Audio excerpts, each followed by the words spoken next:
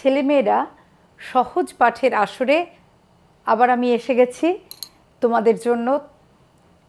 আজকে যেটা পড়াবো সেটা হচ্ছে তোমাদের এই নতুন সিলেবাসের দ্বাদশ শ্রেণীর থার্ড সেমিস্টারের যে প্রথম কবিতাটা আছে সেইটা। আমরা দেখছি কবিতাটার নাম ধর্ম।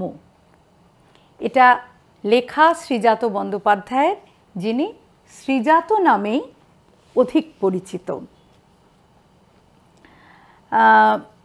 তার অন্ধকার লেখাগুচ্ছ নামে যে কাব্যগ্রন্থ, তার 14 নম্বর কবিতা এটা।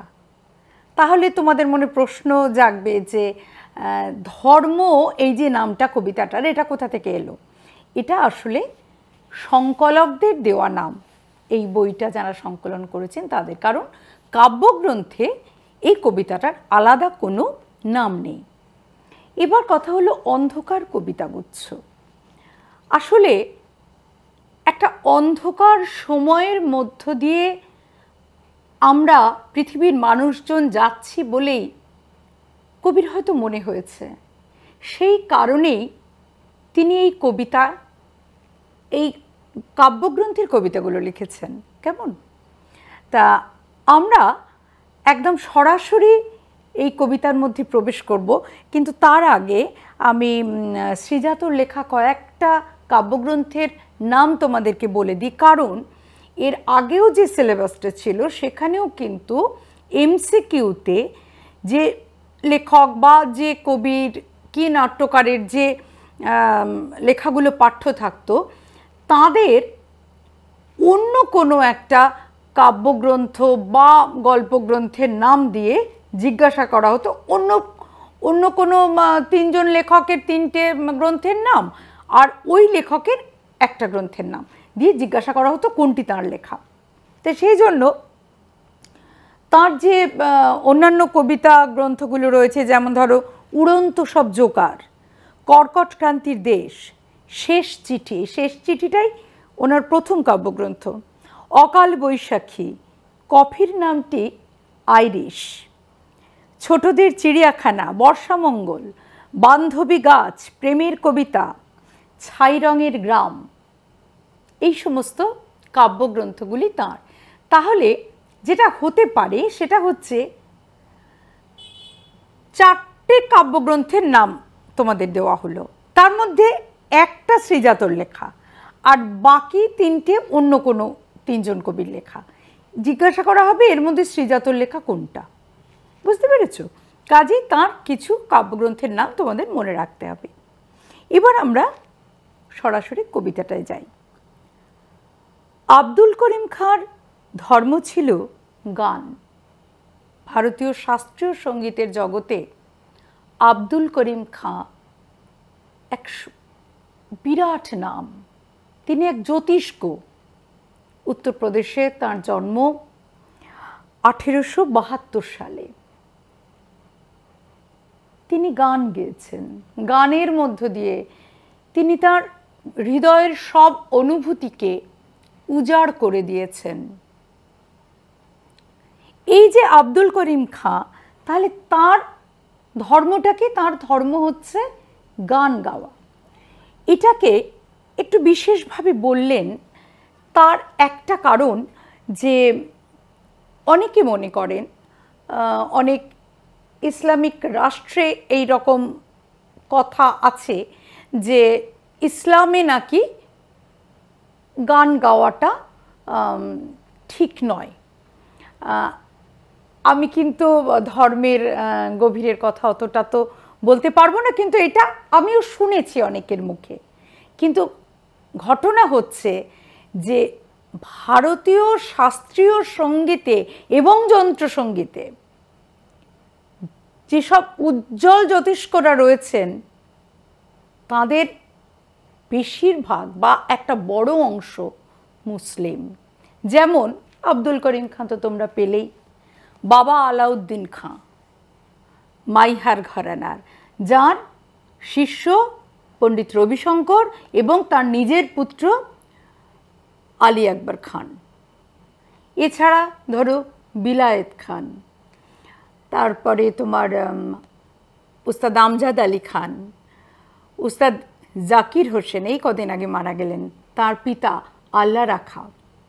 তারপরে তোমার ধরো যদি শাস্ত্রীয় সঙ্গীতের জগতে দেখি, আমি তো এগুলো যন্ত্রসঙ্গীতের কথা বললাম, সেক্ষেত্রে আমির খান সাহেব, বড়ে গোলাম মালিক খান সাহেব, অজস্র নাম, রশিদ খান কিছুদিন আগে মারা গেছেন, স্বনামধন্য এরা। এদের ধর্মটাই হচ্ছে গান, কোনো বিশেষ ধর্মাচরণ নয়, একটাই জিনিস সুর। সেই সুর সারেগামাপা, এই যে সুরসপ্তক, 7টা স্বর, সেই 7টা স্বর নিয়েই তারা জীবনের সমস্ত অনুভূতিকে ব্যক্ত করেছেন। আইনস্টাইনের ধর্ম দিগন্ত পেরোনো। 1889 খ্রিস্টাব্দে তাঁর জন্ম, তিনি জন্মসূত্রে ইহুদি। আইনস্টাইন, E = mc², তোমরা জানো তার বিখ্যাত সূত্র। এছাড়া তো অজস্র আবিষ্কার তার রয়েছে। দিগন্ত পেরোনো, দিগন্ত মানে কি? দিক যেখানে শেষ হয়। আমরা যদি একটা খোলা জায়গায় দাঁড়াই, তাহলে যে জায়গাটায় তাকালে মনে হয় আকাশ যেন মাটিতে মিশে গেছে, তাকেই বলে দিগন্ত। তার যে আবিষ্কার, বিজ্ঞানের অগ্রগতিকে তিনি দিগন্তকে ছাড়িয়ে নিয়ে চলে গেছেন। তিনি বিজ্ঞানের মতে চলেছেন, তিনি অন্য কিছু ভাবেননি, কোনো বিশেষ ধর্মীয় গোঁড়ামি নয়, তার ধর্মটাই ছিল বিজ্ঞান। যাকে তিনি প্রমাণ করতে পারবেন তাই তার কাছে ধর্ম। আইনস্টাইনের ধর্ম ছিল দিগন্ত পেরোনো। কবিরের ধর্ম ছিল সত্যের বয়ান। আরবি ভাষায় আল কবির এর অর্থ হচ্ছে মহান।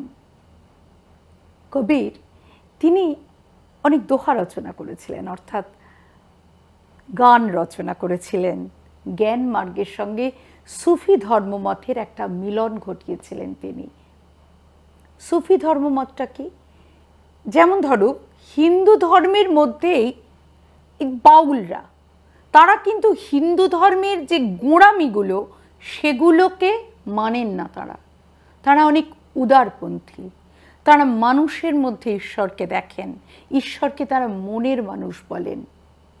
সুফি ধর্মেও কিন্তু সুফি যে মতাদর্শটা, ধর্ম ঠিক বলা যায় না, একটা মতাদর্শ এটা, সেই সুফি মতাদর্শে সেটা ইসলাম ধর্মেরই একটা পার্ট।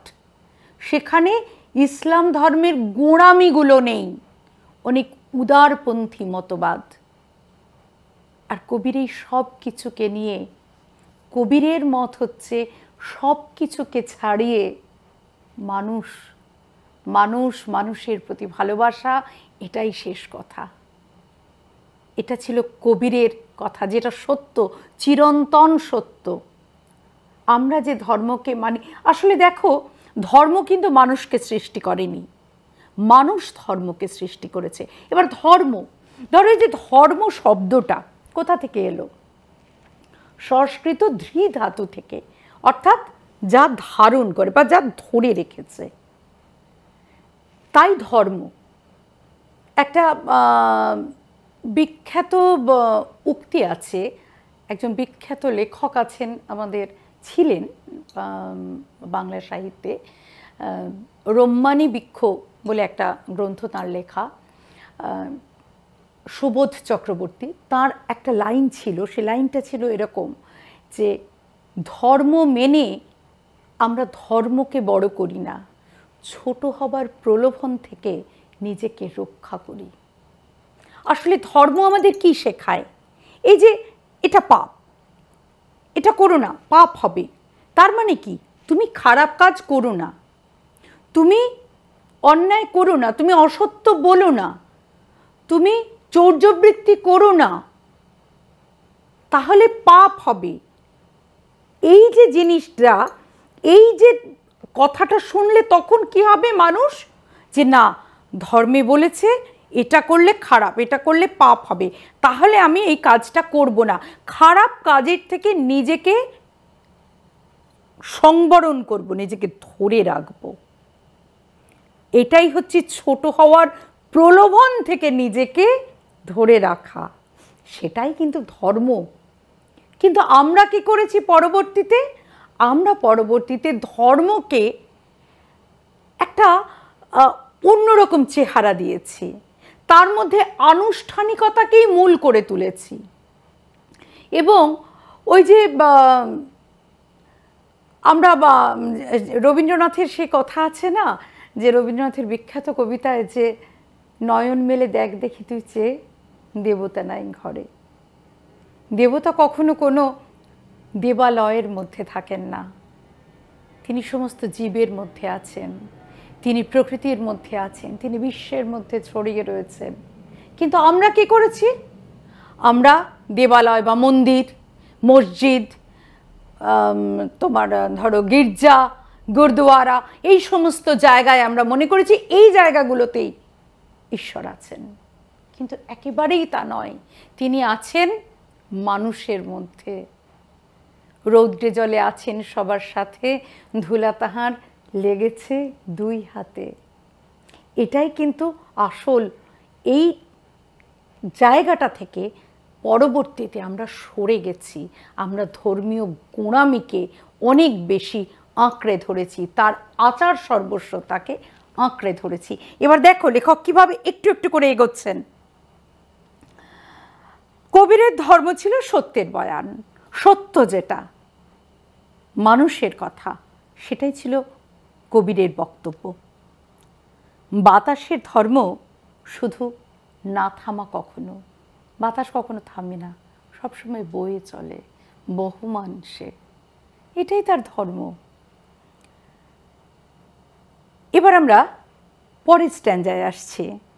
ভ্যান গঘের ধর্ম ছিল উন্মাদনা, দাঁড়ি, তারপরে আঁকা। তোমরা জানো যে ভিনসেন্ট ভ্যান গঘ তিনি নেদারল্যান্ডে জন্মগ্রহণ করেছিলেন 1853 খ্রিস্টাব্দে।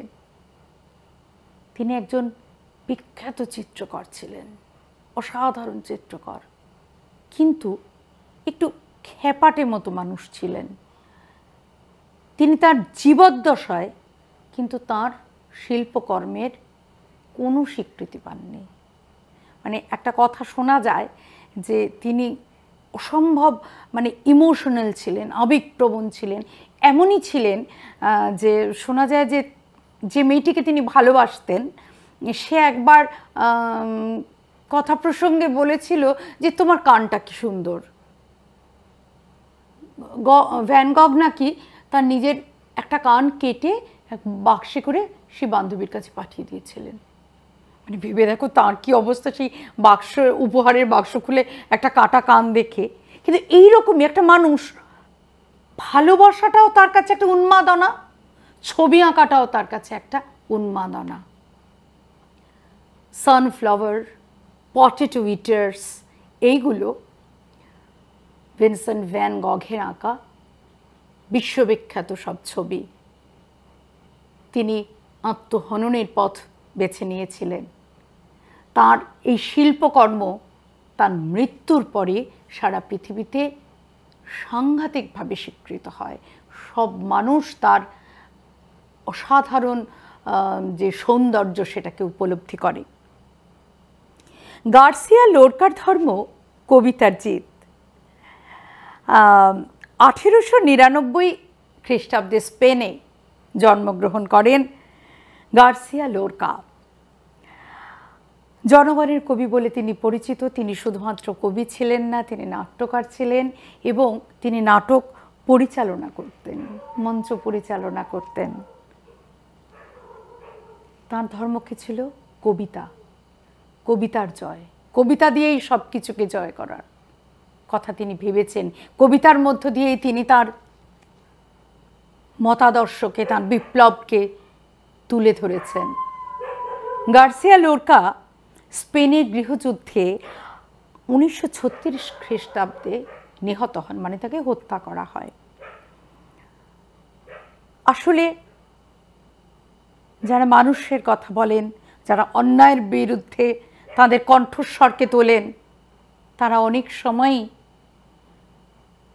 তাদের জন্য পৃথিবীটা খুব নিরাপদ থাকে না, যা গার্সিয়া লোরকার জন্য ছিল না, হয়নি। লেনিনের ধর্ম নতুন পতাকা, 1870-এ জন্ম। ভ্লাদিমির ইলিচ উলিয়ানভ তার অন্য নাম, বা তাকে যে নামে আমরা চিনি সেটা হলো লেনিন। কেন? কারণ হচ্ছে লেনা নদীর তীরে তাদের বাড়ি ছিল, সেই থেকে লেনিন। আসল নাম কিন্তু ভ্লাদিমির ইলিচ উলিয়ানভ।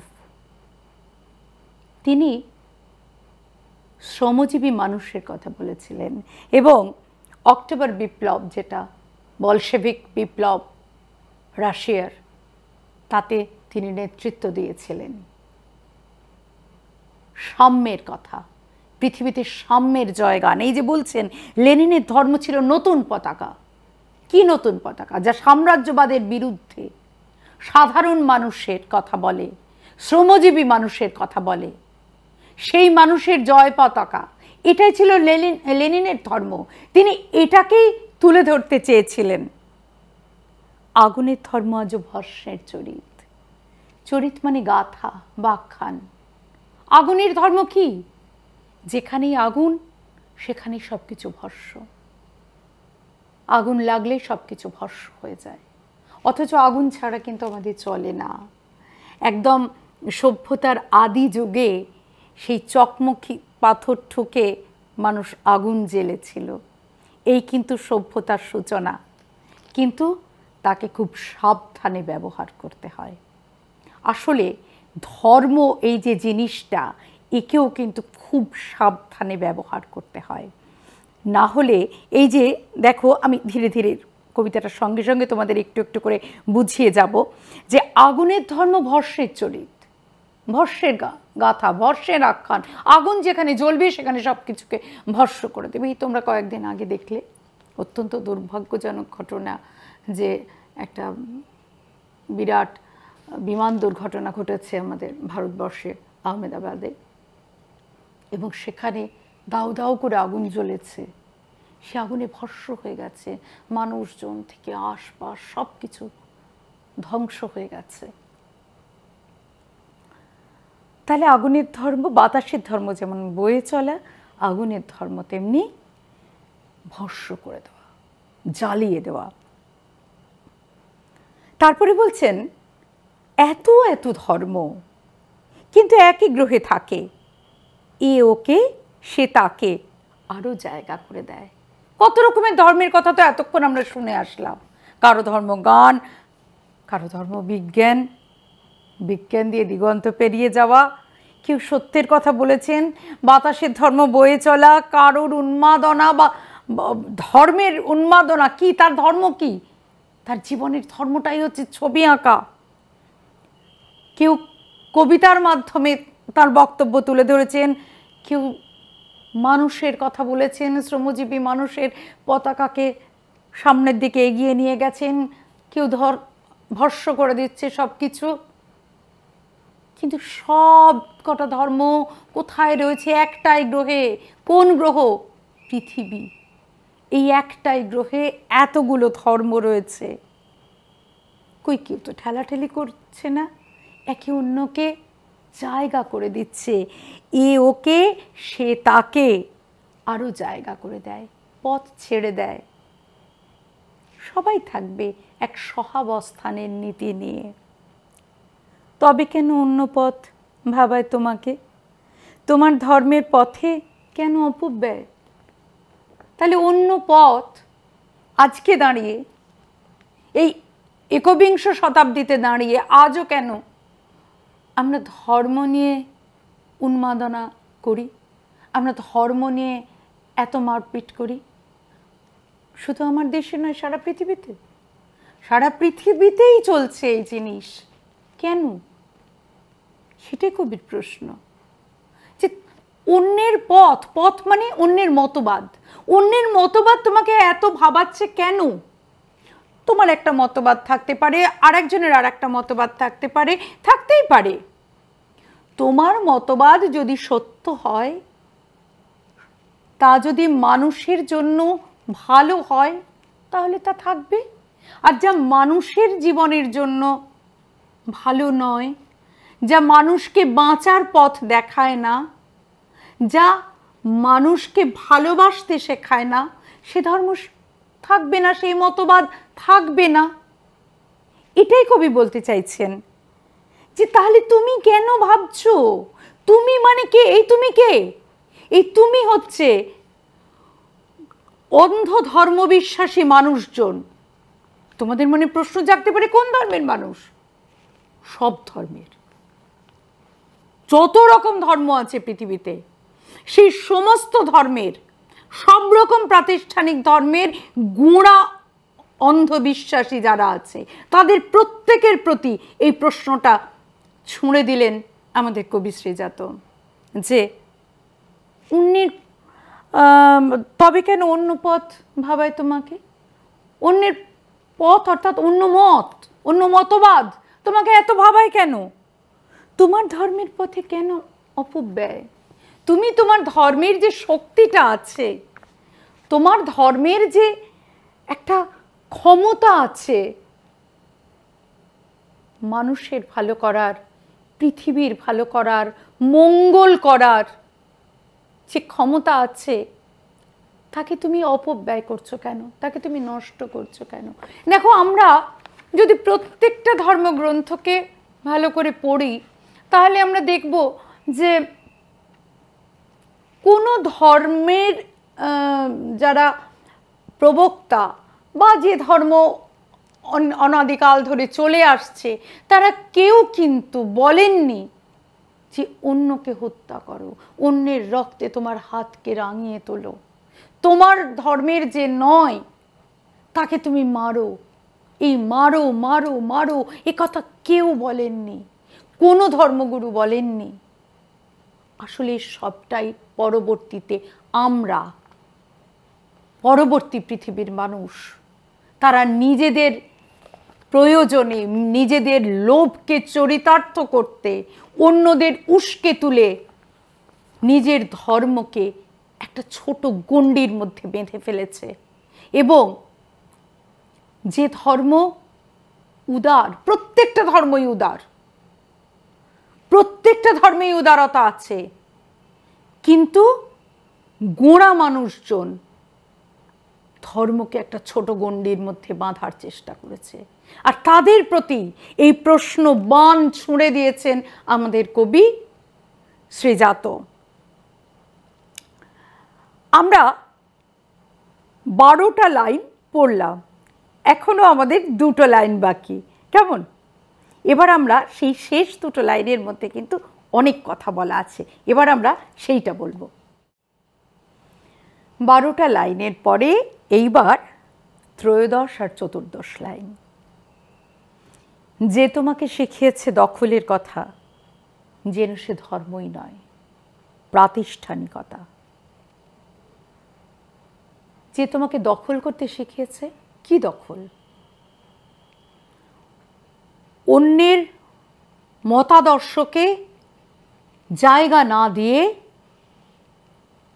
সব কিছুকে নিজের করে নেওয়া, অন্যের মতাদর্শকে নস্যাৎ করে দেওয়া, তাকে আমি জায়গা দেব না, আমি সব কিছু দখল করে নেব, আমি প্রাধান্য পাব। এই যে দখলের কথা যে তোমাকে শিখিয়েছে, সে কিন্তু আসলে ধর্ম নয়, সে প্রাতিষ্ঠানিকতা, প্রতিষ্ঠান কেন্দ্রিক আচার সর্বস্বতা। এই যে আচার, আমি বারবার আচারের কথা বলছি, আচার অনুষ্ঠান, ধূপ দীপ ধোঁয়া ফুল, উপোস, নিয়ম কানুন, কত কিছু সমস্ত ধর্মে, সব ধর্মে আছে কিছু না কিছু, কিছু না কিছু আচার সর্বস্বতা প্রত্যেকটা ধর্মে আছে। কিন্তু রবীন্দ্রনাথ বলেছিলেন যে ফুলের মালা, দীপের আলো, ধূপের ধোঁয়ার পিছন হতে পাইনি সুযোগ চরণ ছোঁয়ার। ওই ফুলের মালা, দীপের আলো, ধূপের ধোঁয়া, এগুলোই তোমাকে ঢেকে দেয়, আমি তোমার কাছে পৌঁছতে পারি না। আর তুমি তো সবার মধ্যে আছো। ধর্ম সকলের, ধর্ম বা ঈশ্বর সকলের মধ্যে রয়েছে। আর ধর্ম হচ্ছে সেই জিনিস যা আমাদের পতিত হতে দেয় না বা আমাদের খারাপ হতে দেয় না, সেটাই ধর্ম। অথচ তাকে আমরা ছোট্ট গণ্ডির মধ্যে বেঁধে ফেলেছি। সেই জন্যই বলছেন যে যে ধর্ম তোমার কেন এই রকম মানসিকতা যে তুমি অন্যের মতবাদ তোমাকে এতটা ভাবায়, আর যে যে ধর্ম তোমাকে অন্যকে পথ থেকে সরিয়ে দিয়ে সব কিছুকে দখল করতে শিখিয়েছে, তা কখনোই ধর্ম নয়। তা ধরে রাখেনি তোমাকে, তোমাকে পতিত করেছে তার আচার সর্বস্বতা, প্রতিষ্ঠান কেন্দ্রিক আচার সর্বস্বতা। তাহলে আমরা একটা 14 লাইনের কবিতা পড়লাম। আমরা 14 লাইনের কবিতা, এটা হচ্ছে তোমার, একে সনেট বলে। সনেট, ইতালিয়ান সনেট আছে, আবার ইংরেজ যারা ইংলিশ সনেট আছে। যেমন ইতালিয়ান যে সনেট, সেটা সাধারণত এই 14টা লাইন থাকতো দুটো ভাগে, 8 লাইন আর 6 লাইন, অক্টেভ সেস্টেট, অর্থাৎ অষ্টক আর ষষ্ঠক, এই দুটো ভাগে থাকতো। কিন্তু ইংলিশ সনেট একটু অন্যরকম। ইংলিশ সনেট থাকতো হচ্ছে কোয়াট্রেন আর কাপলেট, মানে 3টে ভাগ থাকতো 4 লাইন করে, 3 4 12, আর শেষে কাপলেট মানে 2 লাইন। দেখো এই কবিতাটায় সেটাই আছে, কেমন? এটাও চতুর্দশপদী, 14টা লাইন আছে এবং 4 4 4 2। তাহলে এটাকেও আমরা একটা সনেট বলে মেনে নিচ্ছি, তবে এটা ইংলিশ টাইপের সনেট। আচ্ছা, বাংলায় সনেট প্রথম কে রচনা করেন? এটা নিশ্চয়ই তোমাদের মনে আছে, মাইকেল মধুসূদন দত্ত, কেমন? আচ্ছা, এইবার কথা হলো যে কবিতাটা তো খুব সুন্দর, কবিতাটা আমরা পড়ে ফেললাম। এইবার দেখতে হবে যে আমাদের কি কি রকমের প্রশ্ন আসে। প্রথমে হচ্ছে একদম যে সাধারণ এমসিকিউ, সেগুলো যেমন ধরো যে গান কার ধর্ম ছিল, বা আব্দুল করিম খান ধর্ম কি ছিল, লেনিনের ধর্ম কি ছিল, আগুনের ধর্ম কি, কবিরের ধর্ম কি, এগুলো একদম সাধারণ এমসিকিউ যেরকম থাকে সেগুলো। এছাড়া থাকবে হচ্ছে শূন্যস্থান পূরণ। শূন্যস্থান পূরণের জন্য আমি বারবার একটা কথা আমি আগের গল্পটা পড়াতে গিয়েও বলেছি, আমি এই কবিতাটা পড়াতে গিয়েও বলছি, বারবার করে রিডিং পড়ো, বারবার রিডিং পড়ো, তাহলে কি হবে, তোমার মাথার মধ্যে থেকে যাবে লাইনগুলো। তাই যখন শূন্যস্থান দেবে তুমি কিন্তু পারবে। শূন্যস্থানের সঙ্গে কিন্তু এমসিকিউ যেটা, তার কিন্তু অনেকটা মিল আছে, এমন নয় যে খুব একদম আলাদা রকমের ভীষণ কঠিন, কিন্তু হ্যাঁ হয়তো একটু ঘুরিয়ে দেওয়া যেতে পারে। যেমন ধরো ধরো বাতাসের ধর্ম শুধু ড্যাশ কখনো না থামা, এটা হচ্ছে উত্তর। এবার বাতাসের ধর্ম শুধু থামা, বয়ে যাওয়া, ঢেউ তোলা, না থামা, এরকম 4টে অপশন দেওয়া হলো, তুমি তখন না থামাকে ধরছো। আবার যেমন ধর, অর্থাৎ একদম সরাসরি যেমন আইনস্টাইনের ধর্ম কি, দিগন্ত পেরোনো, এইটা এই রকম না দিয়ে শূন্যস্থানটায় কিন্তু এই ধরনের দিতে পারে যে তবে কেন অন্য পথ ড্যাশ তোমাকে ভাবায় তোমাকে। এই যে শব্দগুলো তুমি লিখতে পারবে, সেটা তখনই পারবে যখন তুমি বারবার কবিতাগুলোকে রিডিং পড়বে। পড়ে যাও, বারবার পড়ো, হাতে একটা পেন্সিল নাও, পেন্সিল নিয়ে দাগ দিয়ে দাগ দিয়ে দাগ দিয়ে পড়ো। আচ্ছা, গেল শূন্যস্থান পূরণ। সত্য মিথ্যা, কোনটা সত্য কোনটা মিথ্যা, এটা যথেষ্ট সহজ, এটা কিন্তু তোমাদের কোনো চিন্তা থাকবে না। কিন্তু তোমরা যেটা করবে না সেটা হচ্ছে, মানে সত্য মিথ্যাতে কি থাকে জানো তো, সাধারণত যে 4টে পয়েন্ট দেওয়া রইল, চারটে পয়েন্ট দেওয়ার পরে এবার অপশনস যেটা থাকবে সেখানে এরকম লেখা থাকবে যে 1 ভুল, 2 ঠিক, 3 ঠিক, 4 ভুল। আবার পরেরটায় একটু অন্যরকম করে সাজানো। এগুলো যদি তোমরা আগে দেখো তাহলে কিন্তু তোমাদের ভুল হওয়ার চান্স থাকবে। কাজে আমি তোমাদের সাজেস্ট করব যে তুমি নিজে তোমার প্রশ্নপত্রের ওপরে তুমি কোনটা ঠিক কোনটা ভুল, যেটা তোমার ঠিক মনে হচ্ছে রাইট দিয়ে দাও, যেটা তোমার ভুল মনে হচ্ছে ক্রস দিয়ে দাও। দিয়ে তুমি তো একটা ক্রম পেয়ে গেলে, সেই ক্রমটার সঙ্গে যখন উত্তরের যে ক্রমটা মিলবে তুমি সেটা সেই নম্বরটাকে তোমার যে ওএমআর শিটটা থাকবে সেটাতে কালো করবে। যেমন ধরো আমি তোমাদের একটা ছোট বাড়িয়ে দিচ্ছি যে কবিরের ধর্ম ছিল দিগন্ত পেরোনো, আব্দুল করিম খাঁর ধর্মগান, গার্সিয়া লোরকার ধর্ম আঁকা, লেনিনের ধর্ম নতুন পতাকা। তাহলে দেখো আমি কোনোটা ঠিক বললাম কোনোটা ভুল বললাম, তোমরা নিজেরাই বুঝতে পেরেছো। আমি এলোমেলো করে দিয়েছি। লোরকার ধর্ম তো কবিতার জিত, মোটেই আঁকা নয়। আমি এলোমেলো করে দিয়েছি, কোনোটা সঠিক বলেছি কোনোটা ভুল বলেছি। তোমরা যে প্রশ্নটা পেলে তোমরা আগে উত্তরের অপশান দেখবে না, তোমরা নিজেরা ক্রস টিক করে নেবে কোনটা ঠিক কোনটা ভুল। এইবার যখন মেলালে তখন তোমার উত্তরটা অবশ্যই সঠিক হবে।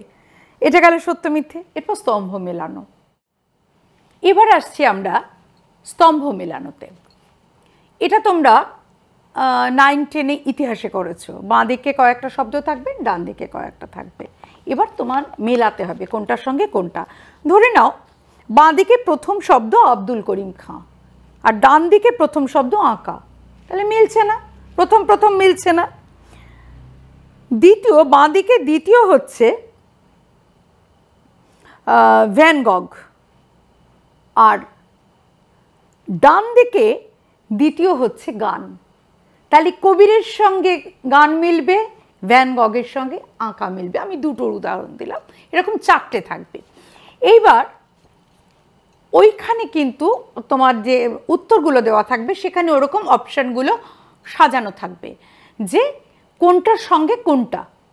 এইবার এখানেও আমি বলবো তোমরা নিজেরা একদম দাগ টেনে টেনে অ্যারো দিয়ে দিয়ে কোনটার সঙ্গে কোনটা সেটা আগে করে নেবে। আমি যেটা দেখছি, দাঁড়াও, স্তম্ভ মেলানোটা একদিকে থাকছে 1 2 3 4 আর একদিকে থাকছে ABCD, এইভাবে থাকছে। তাহলে 1 এর সঙ্গে সি মিলছে কি 2 এর সঙ্গে এ মিলছে, এগুলো তোমরা আগে অ্যারো দিয়ে দিয়ে নিজেরা করে নেবে। করে নিয়ে তারপর যখন তোমরা অপশানগুলো দেখবে সেক্ষেত্রে তোমাদের যেটা সুবিধা হবে, তোমাদের ভুল হবে না। কেমন? ঘাবড়ে যেও না একদম, ঘুরিয়ে ফিরিয়ে যাই দিক ব্যাপারটা কিন্তু প্রায় একই, কাছাকাছি। একটু শুধু সেই ফেলুদার ভাষায় মগজাস্ত্রকে খাটাতে হবে। সেটা যেই খাটাবে না তাহলেই দেখবে সব পারছো, আর একদম 40-এ 40 শাঁখা তুলে নিয়ে চলে আসবে। একটু পড়তে হবে, মনোযোগ দিয়ে পড়তে হবে, তাহলে সব হতে পারে, কোনোটাতেই ভয় পাওয়ার কিছু নেই। কেমন? তা স্তম্ভ মেলানো হয়ে গেল।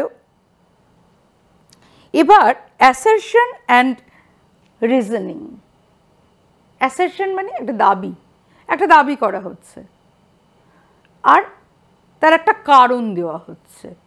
তোমাকে বলতে হবে দাবিটা সঠিক কিনা, কারণটা সঠিক কিনা, ওই দাবিটা কারণ এটা কিনা, সেটা সঠিক কিনা, এইটা তোমাকে বলতে হবে। এবার এরও কিন্তু ওরকম ঘুরিয়ে ফিরিয়ে 4 রকম অপশান দেওয়া থাকবে। যেমন ধরো আমি তোমাদের একটা দেখাচ্ছি, দেখি। যেমন ধরো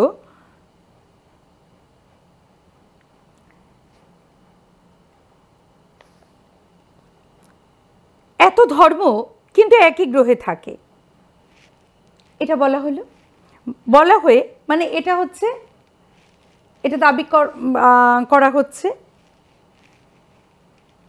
তারপরে বলা হচ্ছে, তারপরে কিন্তু আর কবিতার লাইন দেওয়া হচ্ছে না, দেওয়া হচ্ছে প্রকৃত ধর্মের মূল বৈশিষ্ট্যই হলো সহাবস্থান। তাহলে একই ধর্ম, এতগুলো ধর্ম একই গ্রহে থাকে, সঠিক, তাহলে এটাকে তুমি সঠিক বলছো। তাহলে মূল কথাটা কি হচ্ছে? সহাবস্থান, সেটাও সঠিক।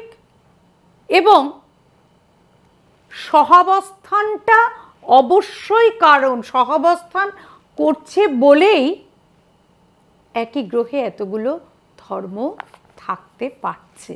কেমন? আবার ধরো বলা হলো যে যে দখলের কথা শেখায় সে ধর্মই নয়,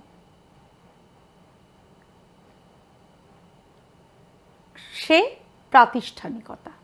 তাহলে যে দখলের কথা শেখায় সে ধর্ম নয়, এটা সঠিক। এবং সে প্রাতিষ্ঠানিকতা, এটাও সঠিক।